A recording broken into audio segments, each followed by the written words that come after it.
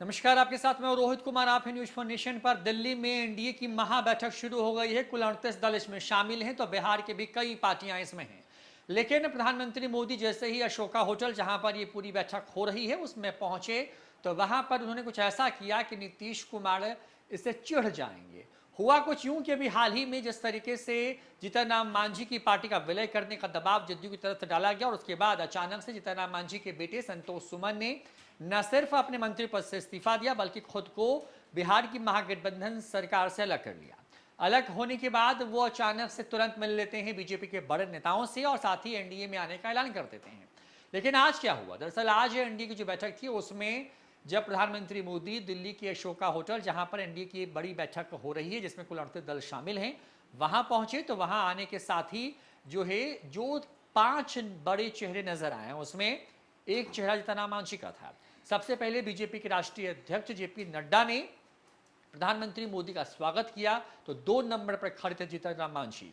जीतन राम मांझी के बारे में चर्चा यह है क्योंकि वो दलित जाति से आते हैं, बिहार के सबसे सीनियर मोस्ट नेताओं में से एक हैं, बिहार के पूर्व सीएम रह चुके हैं और जिस तरीके से जदयू से नाराज होकर के जीतन राम मांझी ने खुद को महागठबंधन से अलग किया और उसके बाद वो अब बीजेपी के साथ एनडीए में शामिल हो गई है, तो इस मैसेज देने की कोशिश हो सकती है कि जीतन राम मांझी का सम्मान है एनडीए के अंदर।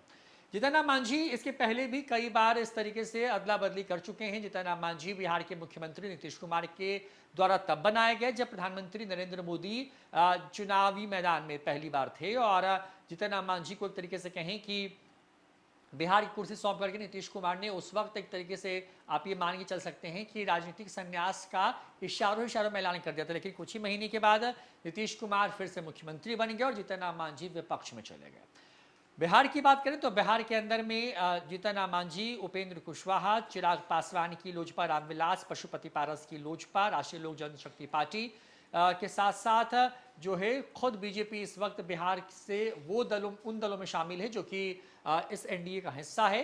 कुल 38 दल हैं जिसमें जब प्रधानमंत्री मोदी वहां पहुंचे, जब वो अपनी गाड़ी से बाहर निकले तो सबसे पहले तस्वीरों में देखे किस तरीके से जेपी नड्डा वो स्वागत करते नजर आए। उसके बाद जीतन राम मांझी के पास जब पीएम मोदी पहुंचे तो वहां कुछ देर ठहरे और जीतन राम मांझी भी प्रधानमंत्री मोदी को देख करके कुछ कहने की कोशिश करते हुए नजर आ रहे हैं। हालांकि बातचीत दोनों में क्या हुई है क्योंकि वो वहां तक आवाज़ क्या नहीं हो पाई कैमरे में, लिहाजा आप देखिए कि जो जेस्चर है प्रधानमंत्री मोदी का और जीतन राम मांझी का, उसे लग रहा है कि दोनों के बीच जो ट्यूनिंग हो किस लेवल की है। अब आप कल्पना करें कि 38 दल में 5 ही बड़े चेहरे थे जो कि एक साथ एक कतार में खड़े थे। उसमें एकनाथ शिंदे भी थे जो कि महाराष्ट्र के मौजूदा वक्त में मुख्यमंत्री हैं। कुल 5 बड़े चेहरे थे, जेपी नड्डा, जीतन राम मांझी, एकनाथ शिंदे के साथ 2 और लोग। और वहां पर जिस तरीके से प्रधानमंत्री मोदी का स्वागत किया है जीतन राम मांझी ने और जिस तरीके से दोनों ने एक दूसरे का अभिवादन किया है, उससे ये आप समझ सकते हैं कि किस तरीके से आप कह सकते हैं कि नीतीश कुमार को चिढ़ाने की एक तरीके से कोशिश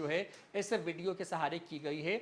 महागठबंधन की बैठक बेंगलुरु में हुई, नाम एनडीए रखा गया है, तो महागठबंधन की बैठक बेंगलुरु में हुई तो जिसका नाम इंडिया रखा गया है। तो दिल्ली में 38 दलों के साथ बीजेपी दिखाने की कोशिश कर रही है, गठबंधन भी उनका बड़ा है और एनडीए वह मुस्तैदी से खड़ा है प्रधानमंत्री मोदी के साथ। 24 में लोकसभा के चुनाव होने वाले हैं।